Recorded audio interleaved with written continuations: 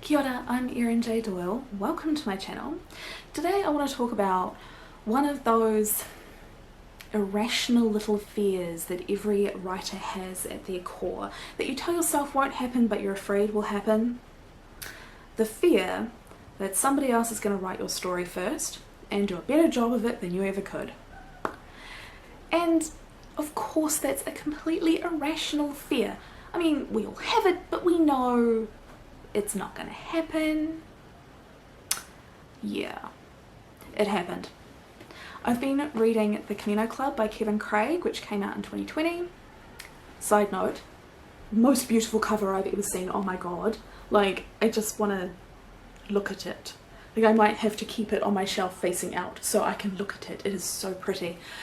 But I was reading this and I got up to a certain scene and kind of flipped out just a tiny bit because it is really similar to a scene in my Camino story. Like, some of the dialogue is identical, kind of similar.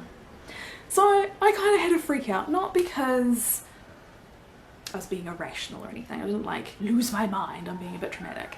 I guess my brain was having an issue wrapping itself around the coincidence, particularly in the same conversation being had about the same event.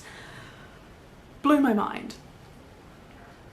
But that doesn't mean that I can't keep it in my story. My Camino story is not non-fiction, but it is nonetheless inspired by my experiences walking the Camino. So this event that is in the Camino Club and in the Camino story that I'm writing is actually also from my life. In the case of the Camino story I'm writing, I'm keeping it very close to life, even though it's a fictional story, and a lot of the dialogue is actually taken directly from emails and text messages that I was exchanging with people at the time, so the dialogue is real. So seeing a novel where the situation is the same, almost, and the dialogue is the same, just kind of hurt my brain a little bit. But despite the similarity between this already published book and my as yet unpublished manuscript, I don't have to change anything because it's still my story. Not just because some of it's from my life, but because it's my story, it's mine. And I don't have to change it just because something else in another story is similar. The similarities are horrifying, but the rest of the book isn't. Some of the differences between our books are kind of expected, fundamental differences. The Camino Club is a YA novel about a group of Canadian kids. I was going to say children, but I was like, oh no, they're teenagers. Let's kind of age up the terminology.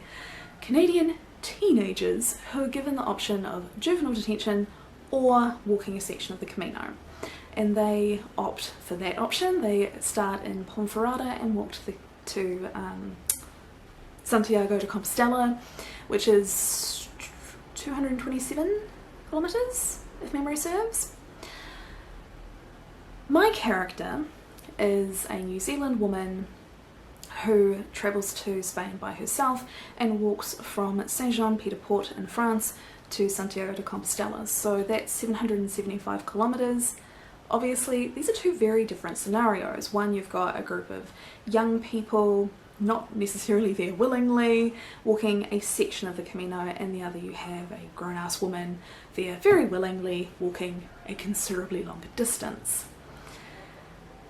The other thing that's quite different, I think, is that even though both books have this one event in common, in my story that event happens in Ponferrada. So my character has walked hundreds and hundreds of kilometers, like 500 and something, before it happens.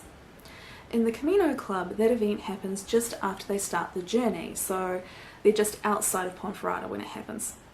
Kind of, again, the coincidence that for both it was really close to Ponferrada, but anyway. So in my story, this major event is towards the end of the character's journey. Other stuff has already happened. whereas with the Camino Club it happens towards the beginning of the journey. And I think where an event happens in the story is of course important for how the character processes it and what impact it has for the overarching plot and all that kind of thing. The age of the characters is also really important. A teenage boy handling an unfortunate event is going to have a very different response to a mature woman. The fact that one character is walking alone and the other character is in a group with counsellors, again, is very, very different. So even the events specifically connected to this common event between the two stories are really different, and the way the character responds is really different. So I don't think, despite the similarity, that our books are actually similar just in terms of structure. But there's also a really big difference in the way the stories are told and the focus that's there.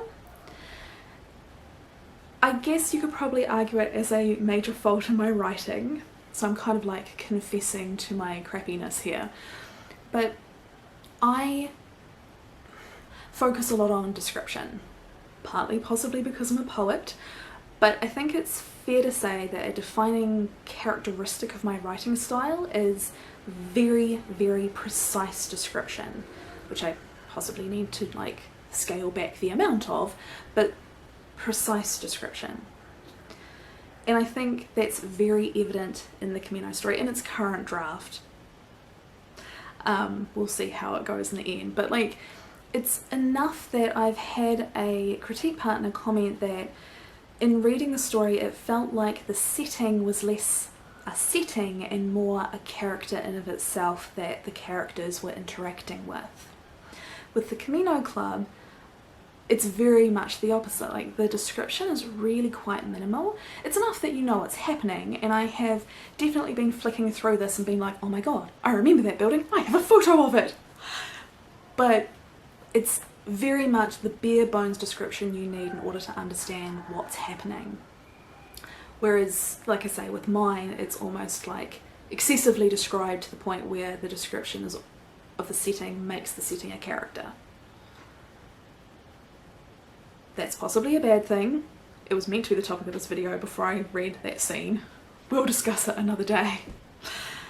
But it means that even the way in which Kevin Craig and myself are telling the story and the words that we're choosing to use, the details that we're choosing to bring into the story, or the things that we're choosing to draw the reader's attention to are really different. So there's a lot of really fundamental differences in the voice of the story, the number of characters, the emphasis that's there, the amount of introspection, the amount of description. It's all really different, and I think even a person who reads both stories, when mine is eventually finished, I don't think that they're going to look at one, in this case mine, and go, oh yes, that's clearly been inspired by the Camino Club.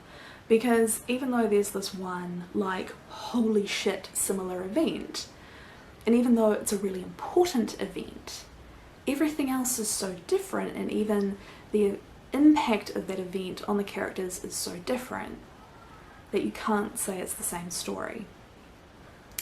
So yeah, that's what's happened to me this week.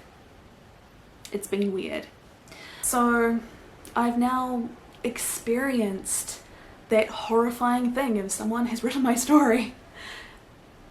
But it's totally fine, because the reality is they didn't.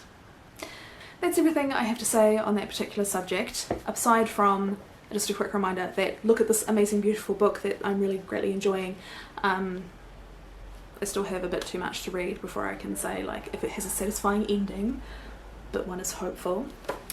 So that's it.